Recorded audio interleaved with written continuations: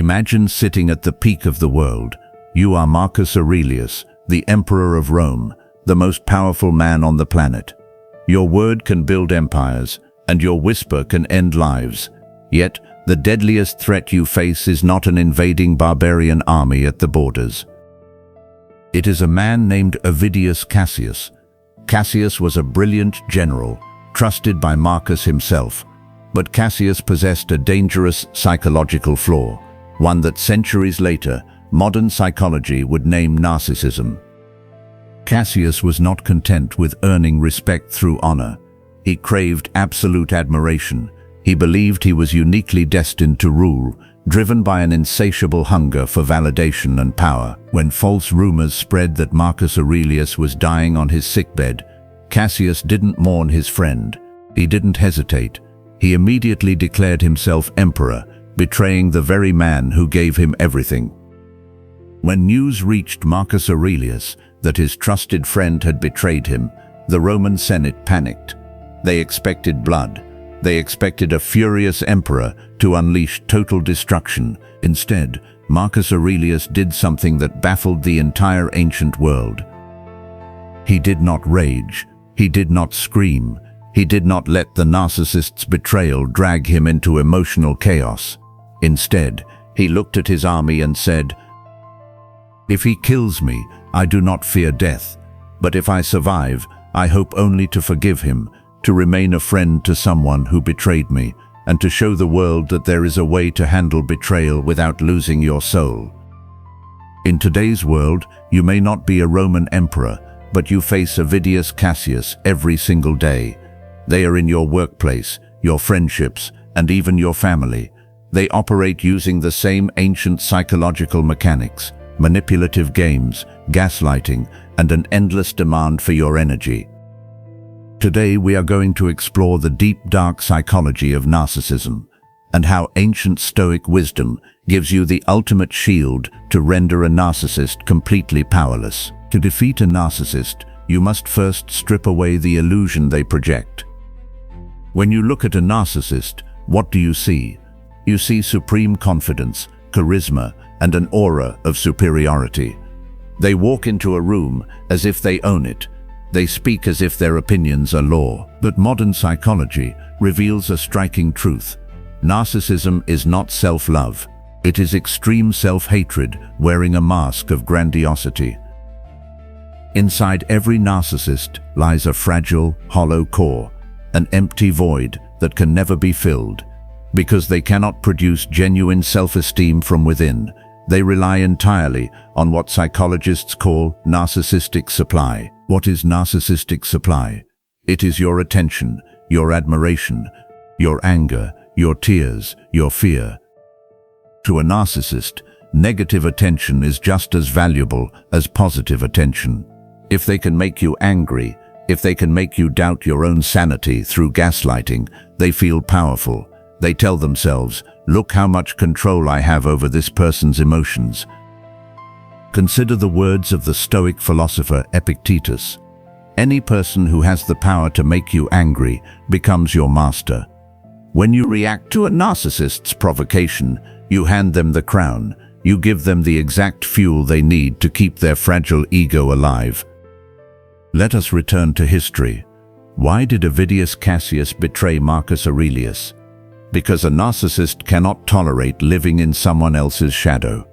A narcissist sees another person's quiet strength, honesty, and emotional control not as inspiring, but as a threat. When a narcissist realizes they cannot control you, they try to control how others see you. They use smear campaigns, subtle insults disguised as jokes, and emotional guilt trips. They build a false reality around you, hoping you will break. Let us talk about the narcissist's most dangerous weapon, gaslighting. The term originates from a 1938 play, where a husband slowly manipulates the gas lamps in the house and insists his wife is imagining the dimming light, driving her to question her own reality. In daily life, a narcissist gaslights you with phrases like, "You're being crazy. I never said that. You're misremembering. You're too sensitive." Their goal is subtle and sinister, to make you abandon your own perception of truth and replace it with theirs. They want you to become dependent on their approval to decide what is real and what is not. Now, ask yourself, how does a Stoic respond to psychological manipulation? The philosopher Seneca wrote extensively about emotional sovereignty. He stated, "A wise man is impervious to insults. The greatest remedy for anger is delay." When a narcissist tries to gaslight you, they are setting a trap. They want an instant emotional outburst. They want you to defend yourself, to explain, to plead, and to argue. The moment you enter an argument with a narcissist, you have already lost. Why? Because you accepted the premise that your reality needs to be validated by them. Marcus Aurelius wrote in his private journal, Meditations, "You have power over your mind, not outside events. Realize this, and you will find strength." The moment you realize that a narcissist's words are not a reflection of your worth, but a confession of their own internal panic, the trap shatters. So how do you disarm a narcissist? How do you take away their power without fighting a war that drains your soul? The answer lies in a strategy modern psychology calls the grey rock method, a technique that Stoicism mastered over 2,000 years ago. To become a grey rock means to become as uninteresting, unresponsive, and emotionally neutral as a dull grey stone. When a narcissist pokes you, insults you, or attempts to provoke drama, you do not feed them. If they throw an insult, you respond with, "I see." If they try to start a heated debate, you say, "You are entitled to your opinion." If they attempt to guilt trip you, you offer neutral silence. Notice what happens in this dynamic. The narcissist throws an emotional spear, expecting it to pierce your heart. Instead, the spear hits an impenetrable Stoic shield and drops uselessly to the ground. When you give a narcissist absolute neutrality, their mind experiences a crisis. Without an emotional reaction from you, their narcissistic supply is cut off. They starve. Remember the end of our historical story.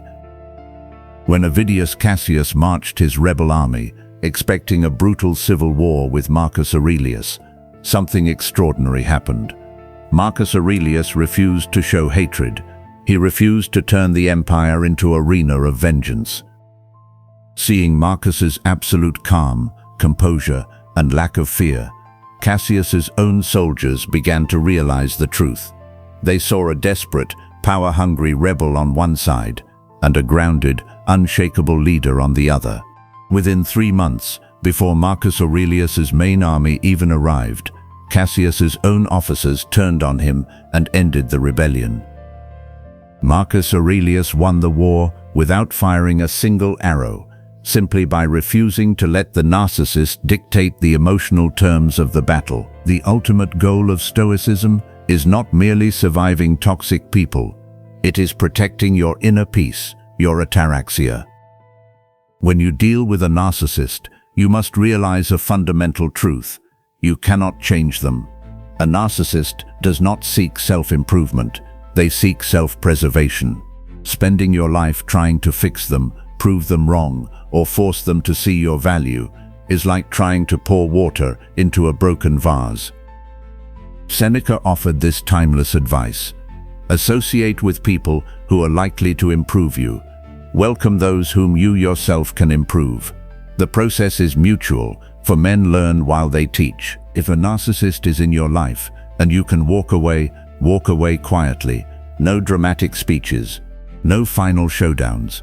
Simply pull back your energy and vanish from their sphere of influence. If you cannot walk away, if they are a family member or a co-worker, then build an internal boundary. Treat their behavior like bad weather. You do not get angry at the rain for falling. You simply put on a raincoat and keep walking toward your goal. Let this be your final takeaway. A narcissist power exists only in your reaction. The moment you master your mind, reclaim your attention, and anchor yourself in stoic calm, they become powerless. You do not need their validation. You do not need their approval. Your worth was never theirs to decide. As Marcus Aurelius wrote, The best revenge is to be unlike him who performed the injury. Do not become bitter. Do not become toxic in return. Remain calm, remain strong, and guard your peace above all else.